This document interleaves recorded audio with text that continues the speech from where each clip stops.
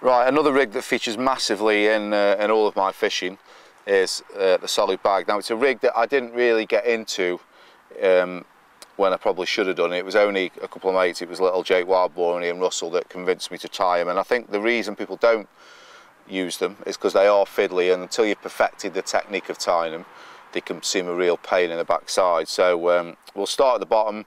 I do tend to use the fluoros mainly for sight, so the fish see them, and that's just a little 10 miller.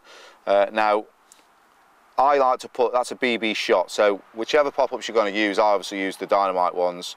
A BB shot will sink those perfectly, so whichever ones you're going to use, test them before you tie them up. Don't just assume that a BB shot will sink everything, because if it doesn't, the rig sits like that off the lead, and that's not what you want at all.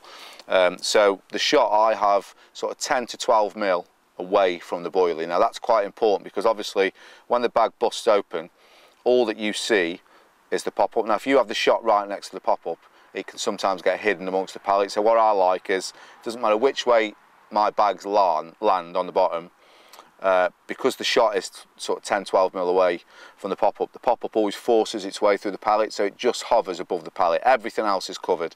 That is a size 6 razor point short curve shank, and again you can get away with a slightly bigger hook. In an ideal world that would be balanced up with a size 8, but because it's masked you can get away with a bigger hook because it's all under the pallet. That's 20 pound reaction braid, and then obviously that's just tied to a swivel which sits actually up the back side of the lead. And the reason being is, with such a short rig, I feel that I want the lead off on the take. So obviously the fish picks it up, it feels the weight of the lead, it shakes its head, and then obviously the lead falls away, because I've spliced the lead core to the loop of the swivel. The other loop sits up into the insert, the lead core goes around the outside, and then you push the tail rubber onto the lead. So it's the perfect way of still having all the hooking efficiency of an inline lead, but being able to dump it so that the short rig with the lead right next to the fish's mouth isn't popping the hooks on the when you're retrieving the fish in.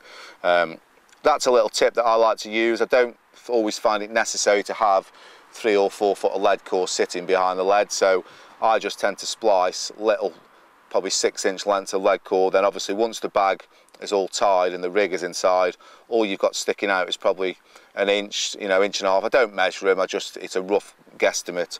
So I've probably got, and I'll show you a couple that I've already tied up, probably about between an inch and 3/4 of lead core sticking through the top. So it's just a case then you've landed the fish, you can bite your line and then simply tie your main line back on to the loop of the lead core, and out you go.